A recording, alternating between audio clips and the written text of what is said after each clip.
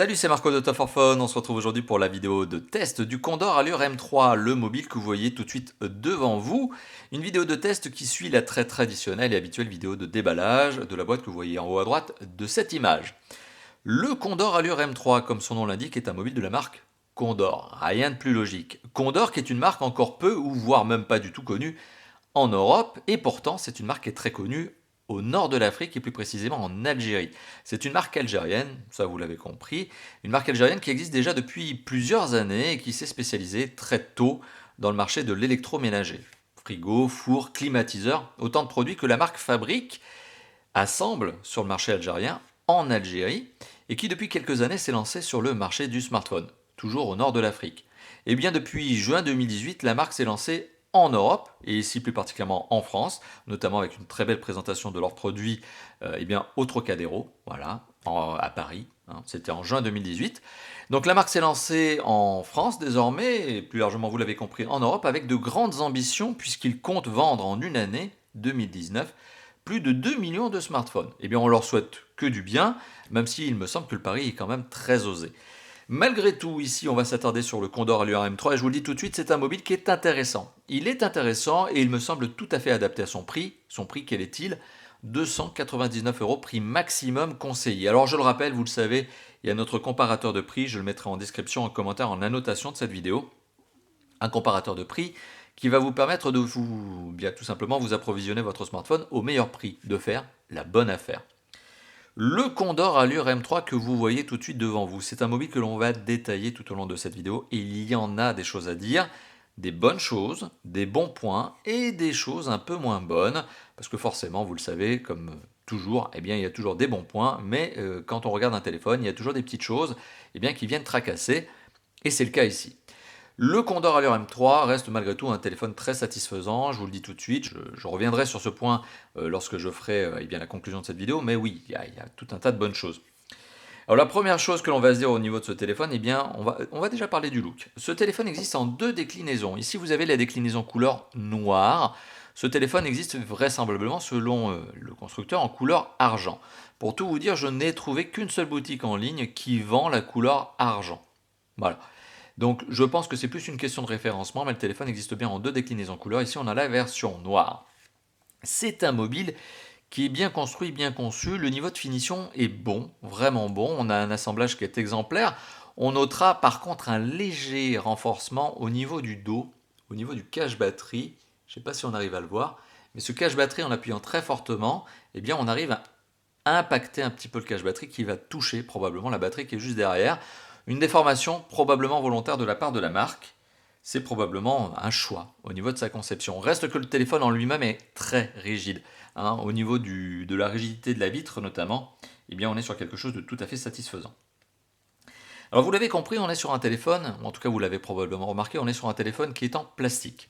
Donc le dos est en plastique, je vous l'ai indiqué, il s'enfonce très légèrement au niveau du centre, au niveau de la batterie elle-même probablement.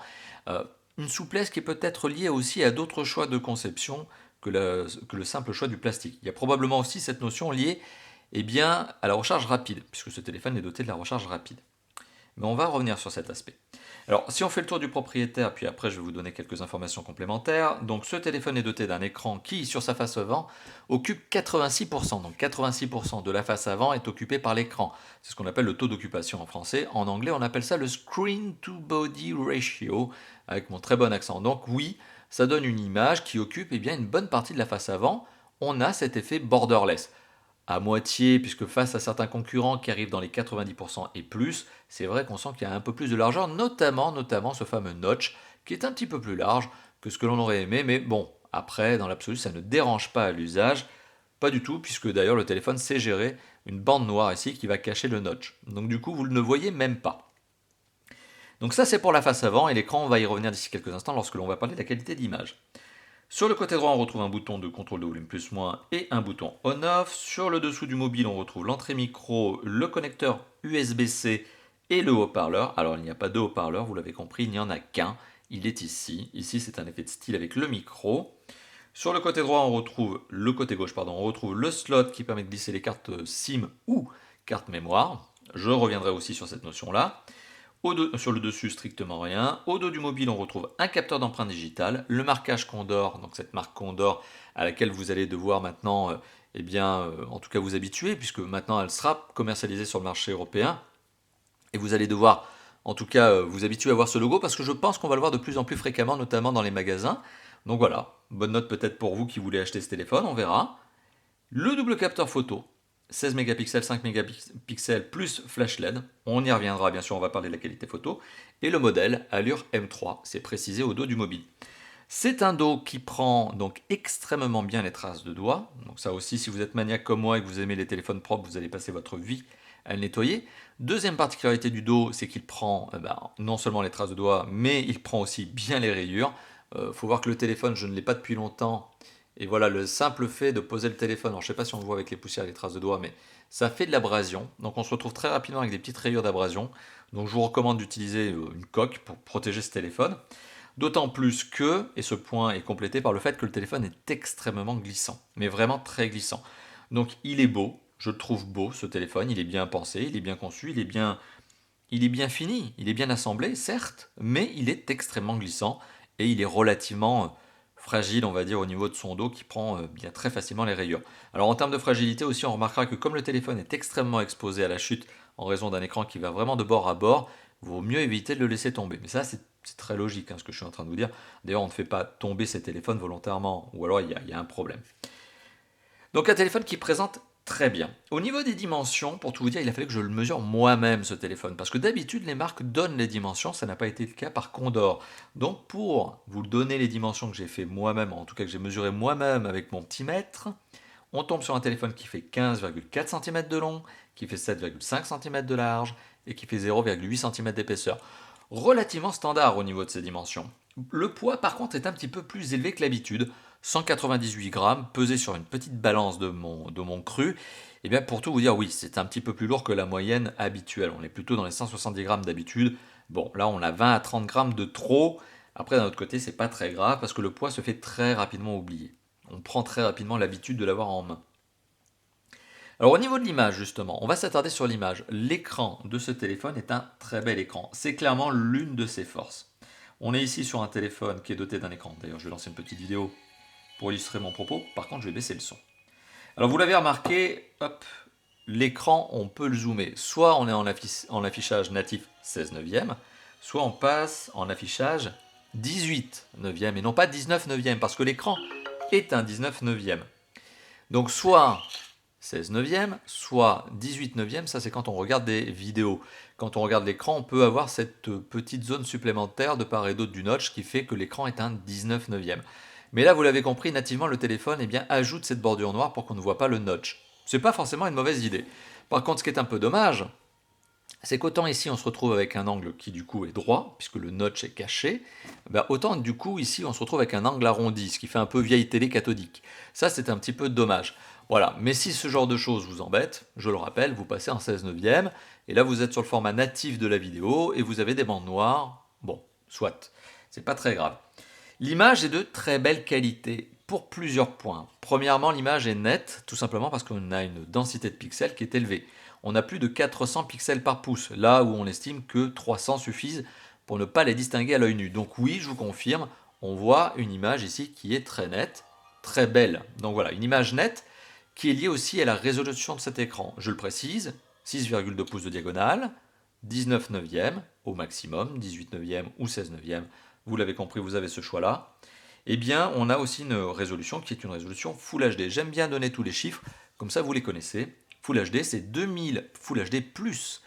Full HD+, c'est 2246 pixels par 1080 pixels. On est bien sur un écran Full HD, mais plus parce qu'il y a forcément plus de pixels qui peuvent s'afficher de part et d'autre de l'écran, puisqu'on est sur un ratio 19 neuvième et non pas 16 neuvième. Ça, c'est pour l'image. L'image en termes de netteté. L'image est aussi lumineuse. Elle peut être lumineuse. Et ça peut être réglé soit manuellement, soit automatiquement par le téléphone. Le téléphone va jusqu'à 500 nits. 500 nits, c'est vraiment très bon. Ça veut dire quoi 500 nits? Ça veut dire que quand vous êtes par exemple en extérieur et qu'il y a une forte lumière du soleil, et bien justement vous arrivez grâce à la luminosité de l'écran à contrebalancer la lumière du soleil. Le résultat reste lisible au niveau de l'écran. Donc ça aussi c'est un bon point. Au niveau des couleurs, on a un mode de réglage des couleurs à l'intérieur du téléphone qui est un mode Android de base. Mais bon, heureusement il est là, il est présent, la marque ne l'a pas enlevé. Ça arrive, il y a des marques qui s'amusent à bidouiller les ROM, c'est pas le cas ici. Donc on a bien la fonction, on va dire, de base Android qui permet de gérer la température des couleurs, à savoir si on teinte vers le bleu ou si on va teinter sur l'orange rouge. Bon, ici on a donc cette possibilité-là. Moi j'ai laissé le mode par défaut, on est sur un mode plutôt équilibré au niveau de la gestion des couleurs. Pour le contraste, on est pas mal non plus, sachant que cet écran est un IPS et non pas un Super AMOLED, ce qui veut dire que le contraste est quand même moins bon qu'un Super AMOLED, mais il reste quand même satisfaisant.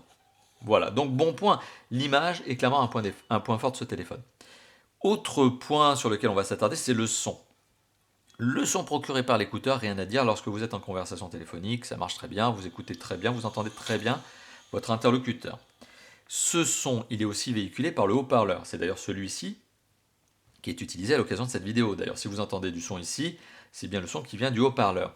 Le haut-parleur, il est mono, il est positionné sur la tranche basse du téléphone, donc la tranche inférieure. C'est un positionnement qui est un peu particulier, que je peux apprécier ou pas forcément, ça dépend. Quand il est au dos, ce haut-parleur, j'ai toujours tendance à dire qu'il est masqué par votre main parce que vous allez poser votre main comme ça, et que en plus, justement, le son est balancé à l'arrière du téléphone. Là, pour le coup, c'est pas le cas, le son est balancé sur la tranche latérale. C'est un positionnement qui est moins mauvais que celui du dos, mais qui est moins bon que celui de façade. Donc du coup, je trouve que c'est un positionnement qui est un peu au milieu et qui donne un son qui n'est pas trop perturbé, pas trop distordu par son emplacement. Reste que le son, lorsque l'on le pousse ici par son haut-parleur au maximum, franchement, il grésille. Et les aigus moyens et graves ont du mal à se distinguer. Je ne parle pas des basses parce qu'elles sont absentes. Donc le haut-parleur donne un son qui est, on va dire, de bonne qualité si vous ne le poussez pas à fond. Et le haut-parleur, justement, donne un son qui, lorsqu'il est poussé à fond, va jusqu'à 110 décibels. Donc c'est un son puissant. Le jack 3.5, ou plus précisément le mini jack, vous l'avez remarqué, je vous en ai pas parlé. Tout simplement parce qu'il n'y en a pas. Il n'y a pas de mini jack. Et oui, parce que le constructeur a décidé que l'USB-C c'était bien suffisant et qu'un adaptateur USB-C mini jack, c'est ce qu'il vous fallait. Donc il y a un adaptateur qui est fourni dans la boîte. Je vous engage à regarder la vidéo de déballage. Mais vous n'avez pas donc de mini jack. C'est dommage. C'est dommage. C'est pas grave, c'est pas catastrophique, vous avez l'adaptateur. Mais c'est dommage. C'est dommage parce que je trouve que c'est une maladie que certains constructeurs ont pris depuis quelques années. Je trouve ça dommage. C'est vrai que c'est plus facile pour eux au niveau de la conception, parce que ça leur enlève un connecteur à placer, ça leur enlève des contraintes de conception. Mais c'est vrai que pour l'utilisateur, c'est un petit peu dommage, même si on est de moins en moins d'utilisateurs à utiliser le mini jack, parce qu'en général, on passe plutôt par le Bluetooth. Bon, c'est comme ça. Donc on a parlé du son, on a parlé de l'image, on a parlé d'esthétique, maintenant il est temps d'arriver sur les performances. Alors, ce téléphone, je l'ai benchmarké, forcément, vous l'imaginez, avec différentes applications. Quand je l'ai benchmarké avec du Antutu, on arrive à 137 000 points. Quand je le benchmark avec du Geekbench, on arrive à 5746 points, 86 points, pardon, 5786 points, lorsque je le benchmark avec justement Geekbench 4. Alors, vous l'aurez remarqué, il y a une petite particularité, c'est que les applications de benchmark, elles marchent comme elles veulent. C'est-à-dire que j'ai pas pu installer de 3D Mark, ça me l'a refusé. J'ai réinitialisé le téléphone à l'occasion de ce test, notamment pour repartir sur une configuration, on va dire basique, qui ne prenne pas mes paramètres personnels. Eh bien, je n'ai pas pu réinstaller Antutu, j'ai dû me baser sur le score que j'avais eu avant. Et là, vous le voyez, Geekbench a du mal à démarrer. Donc, ce qui est assez particulier, c'est que ce téléphone est capable de se faire benchmarker, mais parfois, les applications de benchmark rament ou galèrent. Et c'est le cas ici. Donc, on va passer là-dessus. En tout cas, je vais lancer l'application CPU-Z et cette application, elle va me permettre de vous parler de quoi? Elle va me permettre de vous parler des composants. Les composants de ce téléphone, eh bien, ils sont pas mauvais. Ils sont pas mauvais parce que la marque a quand même retenu une plateforme technique qui est intéressante. Premièrement, on est déjà sur un processeur qui est un processeur de, on va dire, moyen haut de gamme. On est un peu entre ces deux eaux. En fait, on est sur un Mediatek, pour être très précis, qui est un Mediatek Helio P60. Ça, c'est le nom commercial de ce processeur. Mais lorsqu'on le regarde dans les paramètres, et ça parlera aux connaisseurs, on apprend notamment que le processeur est un MT6771. Ça, c'est sa déclinaison. Alors, grosso modo, ça veut dire quoi? Ça veut dire que c'est un processeur 8 cœurs qui sont cadencés à 2 GHz et qui sont bien gérés, qui permettent d'ailleurs de bien gérer la consommation énergétique de ce téléphone. Donc voilà, c'est un processeur 8 cœurs 2 GHz. Un processeur Mediatek qui ne démérite pas face à la concurrence, qui est par exemple le Qualcomm Snapdragon 600. La série 6 de Qualcomm, c'est les moyens haut de gamme. Typiquement, le Helio P60 que vous voyez tout de suite devant vous, c'est typiquement cette même catégorie. Et c'est un processeur qui on va dire, rivalise avec des Qualcomm Snapdragon 636 qui sont d'ailleurs intégrés dans des téléphones tels que le Asus Zenfone 5. Voilà, donc on est dans cette même zone de performance. Pour le niveau de performance, petite parenthèse supplémentaire, vous pourriez vous dire 137 000 points sur Antutu, c'est très bien, 5700 sur Geekbench, c'est très bien, mais qu'est-ce que ça veut dire? Ça veut dire qu'on est sur un téléphone ici qui a des performances qui sont similaires à celles d'un Samsung Galaxy S7. Donc le Samsung Galaxy S7, vous le savez, c'est un téléphone ultra haut de gamme qui est sorti il y a plus de 2 ans maintenant, hein, qui est sorti 2016, enfin 2015, 2016, 2016, et qui est un téléphone qui est performant, qui est encore un téléphone au goût du jour, qui est un ultra haut de gamme de l'époque, mais qui marche encore très très bien aujourd'hui. Et bien justement, ce téléphone que vous avez devant vous, le Allure M3, a ce même niveau de performance qu'un Samsung Galaxy S7. Bon, ça resitue quand même les choses. Autre bon point de ce téléphone, la mémoire vive du téléphone, 4 Go de RAM. Alors on le voit ici, hein, on va arrondir parce que vous voyez 3765. Bon, 4 Go de mémoire vive, c'est ce dont est équipé ce téléphone. Et bien pour tout vous dire, vous êtes très à l'aise en multitâche et en multi-fenêtre. Ça, c'est le bon point supplémentaire. Point complémentaire, le processeur graphique, certains aiment bien le connaître. Et bien ici, vous êtes sur un Mali G72 MP3. Voilà, donc tout ça permet à ce téléphone d'être à l'aise, que ce soit pour les applications ou aussi pour les jeux 3D. D'ailleurs, je l'ai testé avec du PUBG mobile, et cette fois-ci, pas de problème, hein. Ça l'a lancé le jeu, j'ai pu faire des belles sessions de gaming. Une session de gaming PUBG mobile, d'ailleurs, petit top 1 hein, ici avec ce téléphone, en médium, hein, c'est-à-dire le niveau de difficulté moyen, c'est-à-dire que bon, on joue avec des joueurs expérimentés, mais pas hardcore, et on joue pas non plus avec des novices. Bon, voilà, ça c'est mon test de jeu avec ce mobile. Eh bien, ce mobile s'en sort très bien au niveau graphique moyen. C'est-à-dire que vous avez le niveau graphique faible, moyen et excellent. Eh bien, vous êtes au niveau moyen, c'est-à-dire voilà, moyen, quoi, entre les deux. Donc, c'est-à-dire que vous n'êtes pas au niveau d'un ultra haut de gamme qui affiche le excellent. Vous n'êtes pas au niveau d'un moyen entrée de gamme qui affiche du, on va dire, faible en termes de qualité graphique. Là, vous êtes sur le moyen. Donc, on a un résultat graphique qui est tout à fait agréable pour du PUBG et ça fonctionne parfaitement. Et je ne doute pas que ce téléphone puisse fonctionner parfaitement Fortnite quand le jeu sera disponible sur la plateforme Android. Au niveau de la mémoire de stockage. Alors au niveau de la mémoire de stockage, ce téléphone est équipé donc de... Alors bon, ça je peux vous le montrer, mais ça ne va pas vous dire grand-chose pour ce qu'on le voit s'afficher ici, mais sur les 64 Go qui sont revendiqués par le constructeur sur ce téléphone, lorsque vous allumez le téléphone pour la première fois et que vous faites les premières mises à jour des applications natives et du système d'exploitation, hein, vous n'installez rien d'autre, c'est-à-dire que vous faites le minimum que le téléphone a en mémoire, c'est-à-dire que vous faites les mises à jour de base.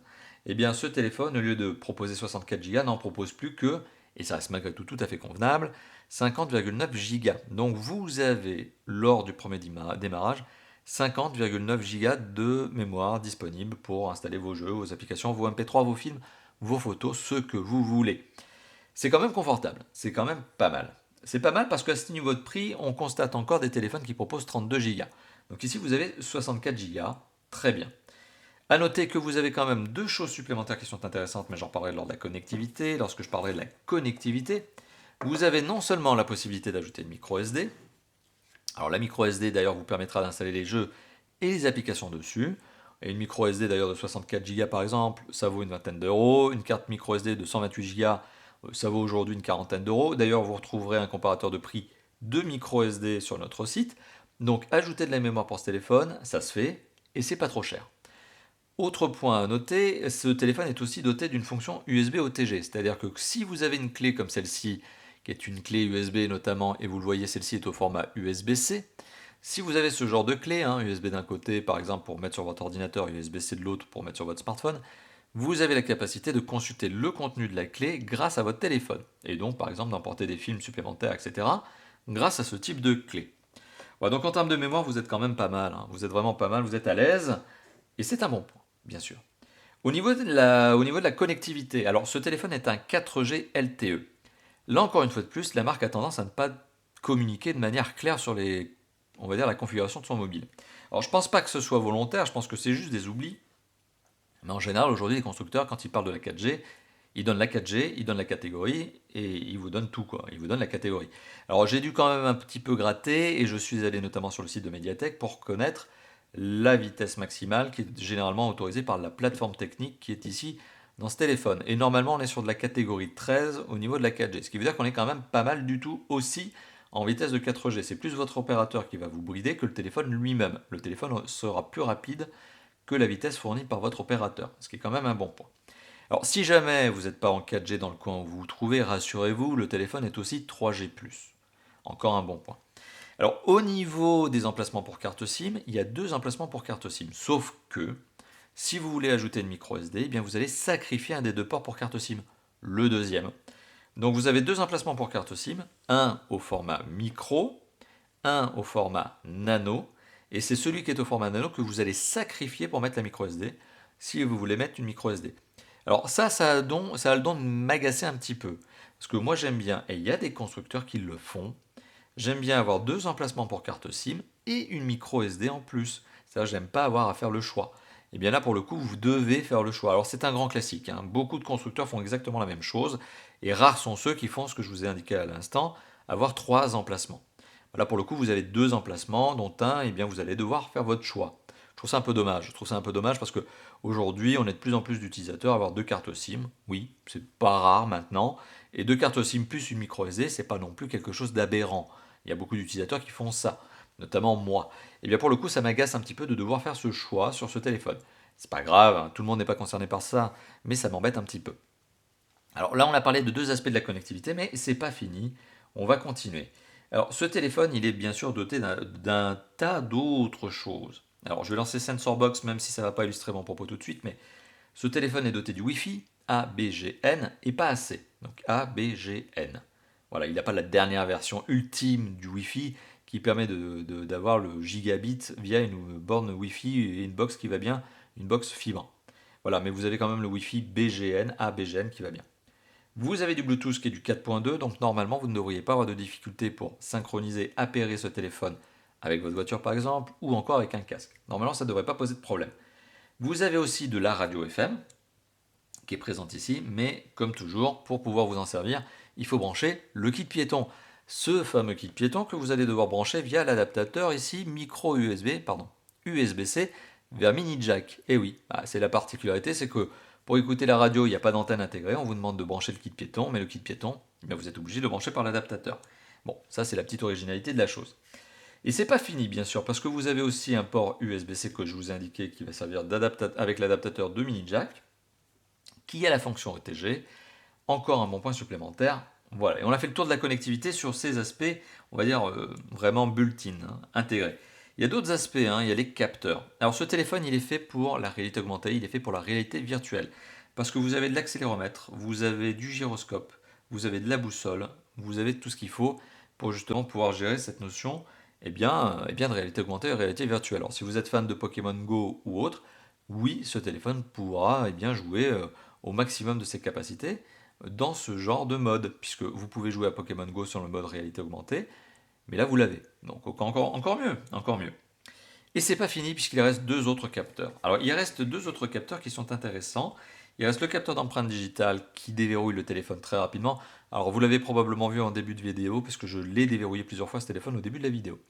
Mais je vous mettrai probablement une petite vidéo, une petite incruste ici pour vous montrer. Ce téléphone est rapide au niveau du capteur d'empreinte digitale à une condition, c'est que vous placiez correctement votre doigt. Donc vous l'avez vu, le capteur est au dos, il est rond, il n'est pas difficile à trouver, mais si vous mettez votre doigt en diagonale ou autre, ça va l'embêter. Donc soyez bien précis avec le doigt, vous le placez bien à plat et vous le placez bien en longueur du téléphone. Ça, c'est un premier mode de sécurité, de déverrouillage du mobile. Il y en a un deuxième qui est celui de la reconnaissance faciale. Ce téléphone a un mode de reconnaissance faciale qui marche très bien, qui est rapide. Mais, alors, il est rapide, c'est très bien, mais je le trouve trop tolérant.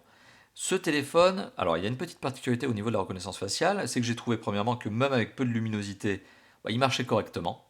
Et donc ça, généralement, c'est un petit indice qui peut dire qu'il est peut-être trop souple. Parce qu'un téléphone, pour bien vous reconnaître facialement, pour bien reconnaître votre tête, il faut quand même un peu de lumière, hein. Et là, il a déverrouillé systématiquement, même quand les conditions de lumière étaient plutôt faibles. C'est pas forcément un avantage, hein. C'est pas qu'un bon point, parce que ça conduit à un autre point, qui est que quand je regarde pas ce téléphone pleine face, oui, il ne déverrouille pas. C'est-à-dire qu'il faut vraiment que je le regarde de face. Cependant, j'ai quand même fait le test plusieurs fois en masquant mon visage avec une main. C'est-à-dire que je prends le téléphone avec une main, je mets mon autre main devant mon visage, et j'essaie de déverrouiller le téléphone avec cette configuration, on va dire cette manière, eh bien ça le déverrouille. C'est-à-dire que la moitié de mon visage caché, le téléphone arrive quand même à être déverrouillé. Donc je suis pas super confiant sur le niveau de sécurité du capteur facial, du capteur reconnaissance faciale. Euh, Voilà, c'est une particularité. Alors je suis peut-être très critique, c'est vrai, mais c'est vrai que d'habitude aussi sur les téléphones concurrents que je teste, quand je mets ma main devant mon visage, le téléphone il dit non, là il dit oui. Bon, c'est peut-être qu'il a trop de souplesse ou alors qu'il est vraiment balèze. Ça aussi, ça peut exister. C'est peut-être que le capteur est vraiment balèze. Petite particularité. D'ailleurs, petite particularité toujours pour insister sur ce capteur de reconnaissance faciale. Donc c'est le capteur photo en fait qui est utilisé. Ce capteur en fait déverrouille plus rapidement quand j'ai mes lunettes, ce qui correspond au mode comment je l'ai programmé. C'est-à-dire que je me suis pris en reconnaissance, je l'ai programmé ce téléphone avec mes lunettes. Mais c'est vrai qu'il me déverrouille et c'est absolument logique là je dirais. Il me déverrouille plus facilement quand j'ai mes lunettes que quand je les enlève. Mais quand je les enlève, il me reconnaît quand même et il déverrouille. Là où d'autres concurrents ne le faisaient pas. D'autres concurrents ne déverrouillaient pas quand j'enlevais mes lunettes. Voilà. Donc c'est une particularité supplémentaire à prendre en considération, c'est que on a des modes de déverrouillage. Le capteur d'empreinte digitale me semble ultra fiable. Je vous le recommande d'ailleurs, il marche très bien là-dessus, il est efficace pour peu que vous placiez vraiment le doigt correctement par rapport au capteur. Le reconnaissance faciale, je le trouve un peu trop souple, un peu trop tolérant. Ça déverrouille bien, mais ça le déverrouille, j'ai presque envie de dire, trop facilement. Bon, après, on n'a pas tous le même visage, mais rien ne dit qu'un de vos voisins n'ait pas un visage avec une mandibule à peu près similaire à la vôtre, des cheveux à peu près similaires, etc. Et si vous mettez votre... Vous voyez le coup de la main sur le visage, ça m'a vraiment... Ah, ça m'a un peu taquiné. Et là, j'ai bien insisté sur ce point-là. Allez, maintenant, autre point au niveau de la connectivité, le DAS du téléphone. Là aussi, j'ai eu du mal à trouver de l'information. Le DAS de ce téléphone, j'ai trouvé deux sites, deux informations différentes. Mais de toute façon, le DAS est toujours élevé, hein. Au niveau de la tête, j'ai trouvé donc un site qui me donne une information qui est de 1 watt par kilo, ce qui est déjà pas mal quand même, ce qui est déjà même beaucoup. J'ai même trouvé 1,47 watts par kilo, ce qui est encore plus. Donc vous le savez, le DAS, c'est le débit d'absorption spécifique. C'est ce qui permet de valoriser le téléphone en émission d'ondes. Est-ce qu'il en émet peu ou est-ce qu'il en émet beaucoup lorsqu'il est en usage cellulaire, j'appelle, ou donné, hein, je fais de la 3G, 4G. Plus le score est élevé, plus potentiellement, il n'y a pas d'études fiables là-dessus, mais plus potentiellement il est dangereux pour la santé en utilisation prolongée. Bon, le DAS de ce téléphone, il est légal. C'est-à-dire qu'on a le droit, ce téléphone a le droit d'être commercialisé en France, pas de souci, même plus largement en Europe, il répond à la norme européenne. D'un autre côté, je le trouve quand même très élevé, et d'un autre côté, j'ai jamais eu d'informations fiables, parce que je n'ai pas trouvé de source qui me donnait vraiment les bons chiffres ou qui me donnait les chiffres. Alors donc particularité supplémentaire, le DAS. Donc j'espère que la marque me permettra de vous confirmer le niveau, et j'espère que la marque me redonnera, me transmettra cette information plus tôt. Alors on a fait le tour de la connectivité, je suis vraiment rentré dans le détail, mais maintenant on va continuer avec le système d'exploitation. Ici on est sur un Android, qui est un Android 8.1 Oreo. Donc il est à jour ce téléphone. Oui, je sais qu'Android 9.0 Pie a été annoncé, il a été officialisé, mais aujourd'hui à date, c'est la version, eh bien la dernière version à date, c'est la dernière version à jour du système d'exploitation Android. Un très bon système d'exploitation Android. Je le dis systématiquement, je trouve que depuis déjà plusieurs versions, et là on est vraiment sur la version, depuis la version 7, depuis la version 8, on est sur un système d'exploitation qui est plus que mature. Il est complet. On est sur un système d'exploitation qui n'a rien du tout à envier à iOS d'Apple. Au contraire, on en est même peut-être pour certains, au-dessus. Je préfère Android 8.1 que iOS. C'est mon choix, c'est subjectif, mais c'est mon goût. Maintenant, je vous le dis, donc on est sur un système d'exploitation qui est à jour, qui est la dernière version à date, constructeur tout confondu, et on est sur un système d'exploitation, donc 8.1 Oreo, qui a été très légèrement surcouché par la marque. Alors, ça change un certain nombre de choses, notamment au niveau de l'ergonomie. Vous n'avez pas de profondeur de navigation, vous ne pouvez pas arriver dans un chariot d'applications. Donc tout est posé à plat sur des panneaux qui se suivent les uns les autres. Particularité, vous pouvez bien sûr faire des dossiers, c'est-à-dire que si vous voulez regrouper et organiser un petit peu mieux vos applications et vos jeux, c'est faisable. Un slide vers la gauche, je trouve sur le feed d'actualité de Google. Des slides sur la droite, je trouve les différents panneaux. Pas de profondeur de navigation. On est sur une navigation qui me rappelle énormément des téléphones de grandes marques chinoises. On est sur quelque chose de très classique au niveau de l'ergonomie. On l'a déjà vu plusieurs fois sur d'autres constructeurs.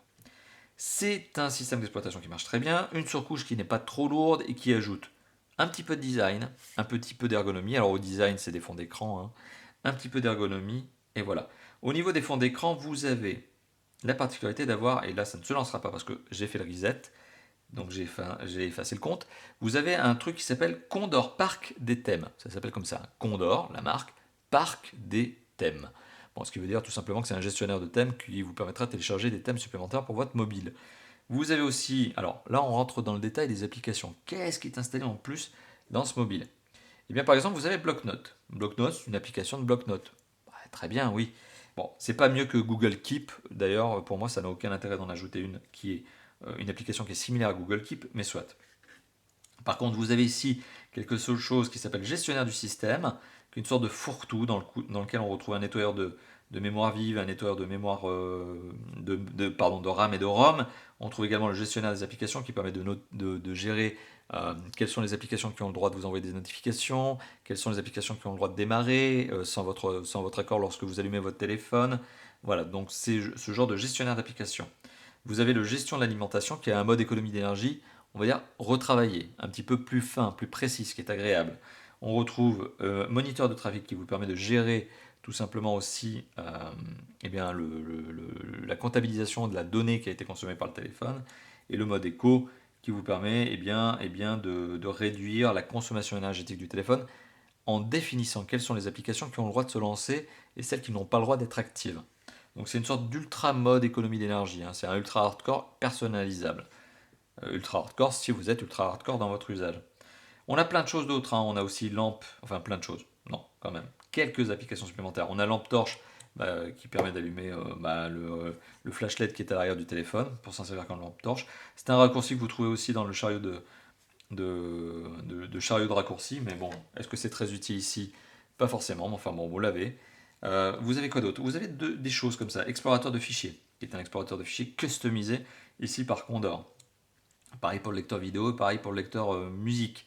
Voilà, donc globalement, ce ne sont pas des applications qui sont radicalement différentes, qui vont vous apporter des usages nouveaux. C'est des applications qui sont standards, classiques, et qui ont été recustomisées, redesignées par Condor. Vous avez quand même malgré tout, si vous le souhaitez, le pack d'applications natives de Google, le Google Pack, le Google Application, quoi. Ils sont là. Voilà, vous avez le Play Store aussi, bien sûr, pour télécharger tout ce que vous voulez télécharger, disponible sur le Play Store et compatible avec ce mobile. Voilà, donc on est sur une surcouche qui reste relativement légère. Alors, je me rends compte que j'ai oublié de vous en parler, mais il y a aussi un mode qui s'appelle clonage des données.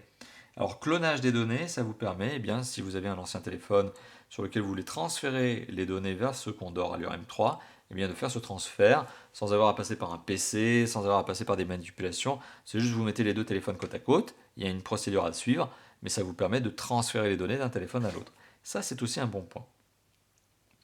Alors au niveau de l'usage, maintenant on va parler de l'usage de ce téléphone avant d'arriver à la conclusion. Alors ce téléphone, son usage, que peut-on en dire? Eh bien c'est un téléphone qui fait tout ce qu'on attend d'un smartphone aujourd'hui. Appeler, recevoir des SMS, envoyer des SMS, envoyer des MMS, lire des emails, lire une page web, utiliser le navigateur GPS, faire donc de la navigation GPS, faire du jeu 3D, tout ce que l'on attend aujourd'hui d'un smartphone, lire des MP3, lire des vidéos, tout ce que l'on attend d'un smartphone, aujourd'hui ce téléphone le propose. Donc il y a deux usages aujourd'hui, vous le savez, qui permettent de distinguer les téléphones entre eux, hein, qui permettent de savoir si un téléphone est meilleur que l'autre, meilleur que la concurrence ou pas. Et bien d'une part, il y a la qualité photo.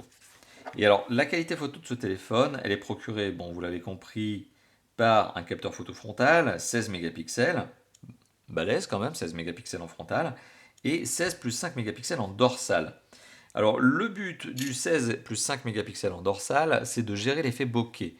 En fait, ce capteur de 5 mégapixels complémentaire va vous permettre de gérer la profondeur de champ et d'avoir ce petit flou caractéristique au niveau du personnage. On appelle ça donc la gestion de la profondeur de champ, on appelle ça l'effet bokeh. Voilà, très à la mode, notamment lancé par la marque à la pomme. Ce terme a été relancé par la marque à la pomme. Apple n'a rien inventé, hein. L'effet bokeh, ça existe déjà depuis des décennies. On peut même parler de siècle à ce niveau-là. Mais bon, voilà, Apple a voulu insister sur l'effet bokeh et maintenant tout le monde pense que l'effet bokeh c'est Apple. Non, l'effet bokeh c'est un phénomène, une manière de prendre des photos, c'est un travail de la profondeur de champ. Voilà, donc vous avez un mode photo avec bonne gestion de la profondeur de champ sur le capteur dorsal. La photo est rapide à prendre, l'autofocus se place bien, il ne papillonne pas. Bon, on a des modes de réglage supplémentaires. La qualité de la photo dorsale est tout à fait correct, pour peu que vous ayez de la lumière. Ça, c'est déjà un point. Si vous avez de la lumière, ça se passera bien. À partir du moment où vous manquez de luminosité, la gestion des ISO par le capteur photo devient très hasardeuse. Et on se retrouve généralement avec un résultat qui n'est pas très agréable. Voilà, donc il faut de la lumière. C'est un grand classique, ça a l'air d'être évident ce que je suis en train de vous dire, mais il y a des téléphones qui s'en sortent mieux que d'autres quand il manque de lumière. Ici, celui-là, quand il manque de lumière, c'est compliqué. C'est vraiment compliqué pour lui. Après, quand il y a de la lumière, eh bien ça se passe bien. Le capteur photo frontal, c'est un 16 mégapixels. Pareil, quand il y a de la lumière, ça se passe bien. Quand il n'y a pas de lumière, ça galère. Ça peut potentiellement vous donner une bouillie de pixels. Bon, il y a des modes beauty qui vous permettent de gérer votre grain de peau et autres quand vous prenez votre petit selfie. Voilà, donc quand vous prenez votre selfie, c'est efficace. Vous l'avez vu, c'est rapide. Hein. Vraiment, particularité ici de ces capteurs photo, c'est qu'ils sont rapides. Ça, c'est intéressant.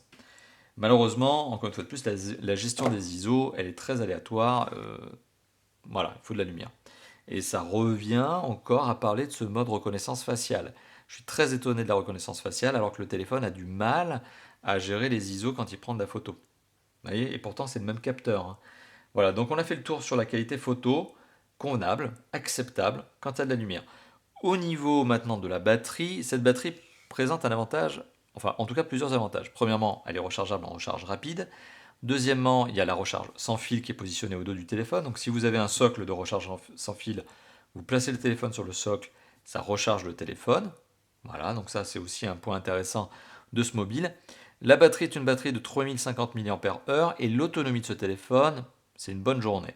C'est-à-dire que si vous êtes sur un usage, on va dire normal c'est quoi? C'est 2 heures d'usage par jour. C'est une demi-heure de vidéo, une demi-heure d'appel, une demi-heure de jeu, une demi-heure de navigation internet, email. Si vous êtes dans cette utilisation-là, c'est une journée avant la recharge, voire même 1,5 jours. Si vous êtes un peu plus hardcore et que vous aimez voir de la vidéo, bon point, regardez une heure de vidéo avec ce téléphone, c'est 16 à 18% de batterie consommée. C'est pas énorme, tout ça parce que le téléphone sait gérer sa consommation énergétique au mieux. Ça commence à devenir plus énergivore, et ça encore une fois de plus, c'est une évidence, à partir du moment où vous lancez un jeu. Si vous lancez un jeu, là ça consomme bien plus, ce qui est logique puisque vous allez solliciter votre téléphone. Par exemple, une session de 20 minutes de jeu sur PUBG, c'est 10% de batterie consommée. Ce qui veut dire que si vous faites une heure, c'est même un tout petit peu plus de 10%. Si vous faites une heure de jeu vidéo, c'est un peu plus de 30, allez, c'est 30 à 35% de batterie consommée. C'est pas catastrophique en soi non plus, mais le mode de jeu vidéo, donc ce boost de performance que le téléphone va devoir mettre pour faire du beau jeu vidéo, eh bien ça va vous consommer bien de la batterie. Mais c'est logique, c'est une évidence, je me répète. Voilà, donc on a fait le tour justement de ce Condor Allure M3. Vous l'avez compris, il y a quand même beaucoup de bons points sur ce téléphone. Que ce soit le look, que ce soit l'écran, que ce soit les performances, la connectivité, le système d'exploitation ou encore l'usage, globalement, tous les points sont bons.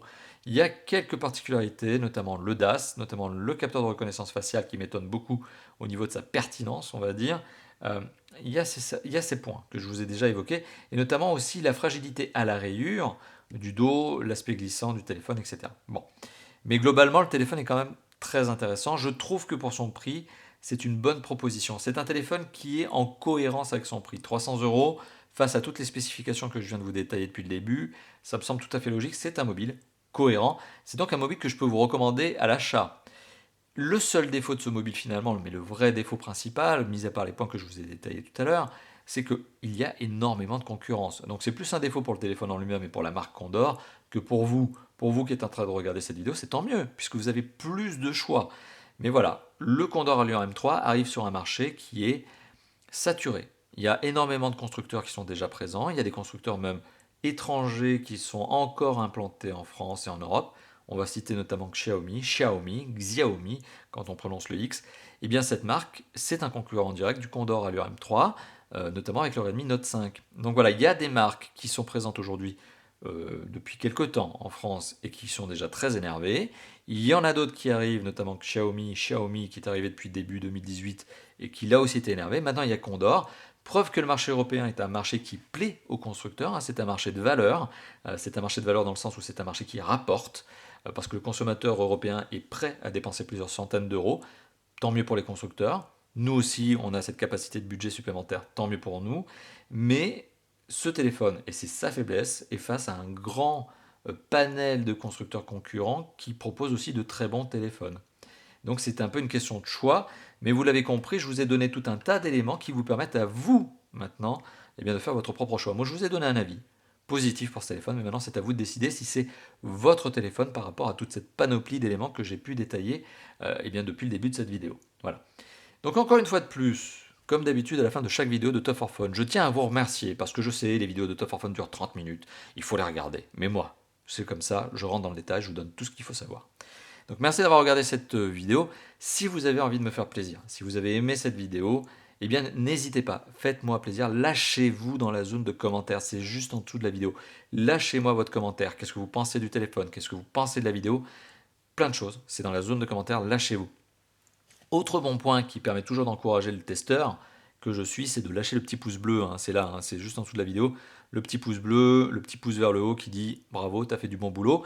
Vous avez aussi la possibilité de cliquer sur le bouton pour s'abonner, pour vous abonner à notre chaîne YouTube si ça n'est pas déjà fait. Et je crois qu'on a fait le tour. Voilà, maintenant il est temps de se laisser. Moi je vous dis à très très bientôt pour d'autres vidéos qui seront des vidéos de test, de déballage, de présentation, d'interview, etc., etc. Comme d'habitude, c'est Top for Phone. Allez, à bientôt. Ciao, ciao.